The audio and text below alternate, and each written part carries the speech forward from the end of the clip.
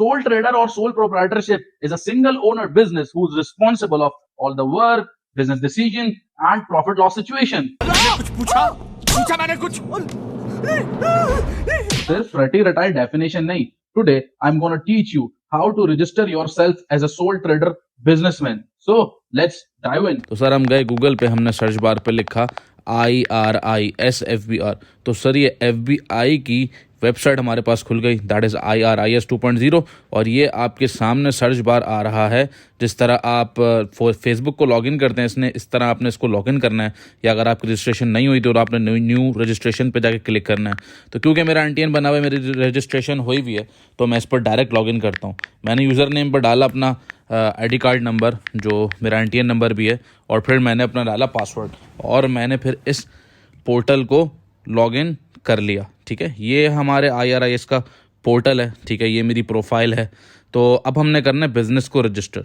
तो सर हम गए इसके मेन्यू बार पे जाके, हम ये जो ऊपर मेन्यू बार है इसको हम जाके क्लिक करेंगे. ये हमारे पास आ गया रजिस्ट्रेशन, फॉर्म्स आ गए. तो मैंने 181 के दूसरे फॉर्म पे क्लिक किया. उसके बाद सर टैक्स पीरियड आ गया. इधर मैंने लिखा सर 2023, क्योंकि मैं 2023 में धंधा करना चाह रहा हूँ. और फिर मैंने इसको कर दिया कंटिन्यू.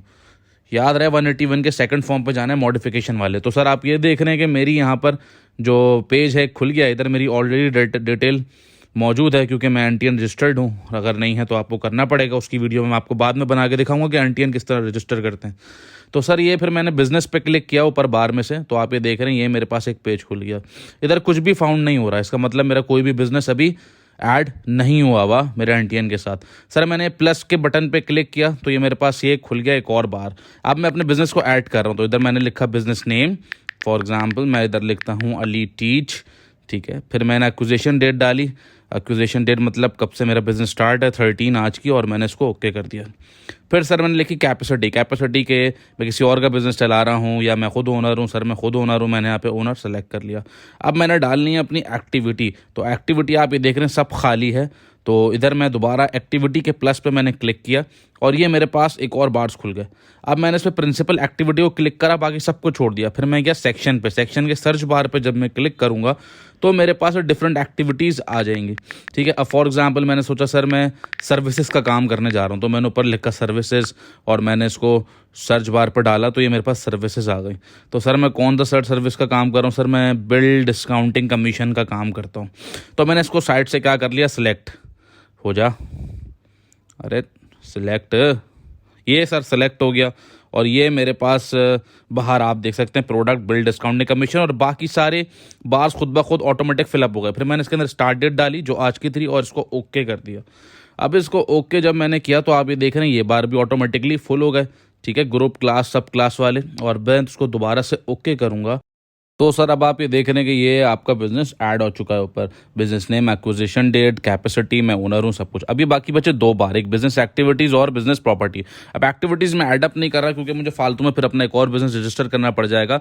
लेकिन मैं आपको प्रॉपर्टी ऐड करना सिखाता हूँ यहाँ पर, क्योंकि ये सबसे मुश्किल काम है इसके अंदर. सर मैं गया ऊपर, जो आप ये बार देख रहे हैं लिंक बिजनेस प्रॉपर्टी के, मैं सर गया, मैंने सर प्रॉपर्टी के ऊपर क्लिक किया. इतने के मेरा प्रॉपर्टी का बार खुल चुका है यहाँ पर.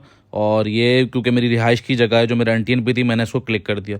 अगर मेरी सेम प्रेमिसेस हैं, जो मेरी रिहाइश है वही मेरी बिजनेस प्रेमिसेस है, तो मैं ऊपर जाके ऐड अप करूँगा, लिंक पे क्लिक करूँगा. अरे हो जा, यही मसला होता है थोड़ा फ़ोन से. अरे क्लिक हो जा. अरे अरे अरे ये नहीं भाई, लिंक प्रॉपर्टी करनी है. अरे ये क्लिक, ये आ गई सर, देखें मेरी रिहाइश गाह जहाँ से मैंने बिज़नेस करना है. या अगर मेरी प्रेमिसेस कुछ और है, मेरी रिहायशी प्रेमिसेस नहीं है, तो सर मैं करूँगा सर ऐड अदर प्रॉपर्टी. जब मैंने ऐड अदर प्रॉपर्टी का खोला तो ये देखें मेरे पास बार आ गया सर कितना यूनिट, कौन सा एरिया है, कौन सा सिटी है, ये जो मैं अदर प्रेमिसेस के अंदर ऐड कर रहा हूँ. तो सर मैं फिर इसको अभी फ़िलहाल कैंसिल कर रहा हूँ. ओके करूँगा तो प्रेमिसेस भी ऐड हो जाएगी और मुझे फालतू में फिर टैक्स पे करना पड़ेगा. ठीक है जी. तो ये सर ये दोनों बार में फिर ये भर जाएगी आपकी सर्विसेज, अदर, ये देख सकते हैं. और फिर आपकी प्रॉपर्टी भी ऐड हो जाएगी. देखें बिजनेस एक्टिविटीज़ ऐड हुई हुई हैं, फिर आपकी प्रॉपर्टी भी इधर ऐड हो जाएगी. और फिर आपने इसको ऊपर ये करना है, ये देख रहे हैं प्रिंट पे आपने क्लिक करना है और ये फॉर्म आपका प्रिंट आउट की शक्ल में यहाँ पर डाउनलोड हो जाएगा, जो कोने पे आता है नीचे से. आपने प्रिंट करके डाउनलोड कर लेना है और फिर आपने जाना है अटैचमेंट पे. अब अटैचमेंट पे आप देख रहे हैं एविडेंस विद 181 और evidence of tenancy, paid utility bill. Evidence with 181 पे आपने ये जो डाउनलोडेड फॉर्म है इसको आपने अटैच करना है, आपने प्लस दबाना और अटैच कर देना है।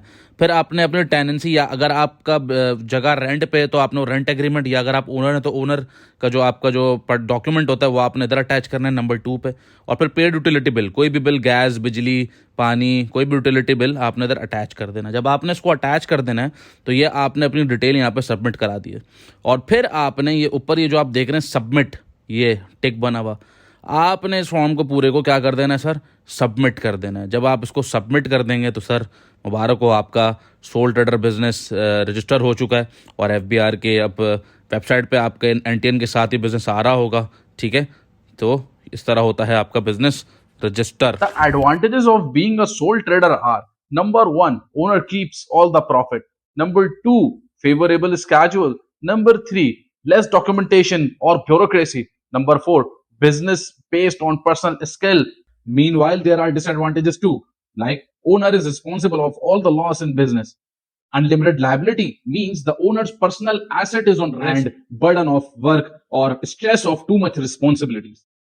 बहुत हो गए नगमे तराने। इस 14 अगस्त अपना सोल ट्रेडर बिजनेस रजिस्टर करो, कारोबार को आम बनाओ और ख़त्म करो अपने मुल्क की गरीबी। पाकिस्तान जिंदाबाद।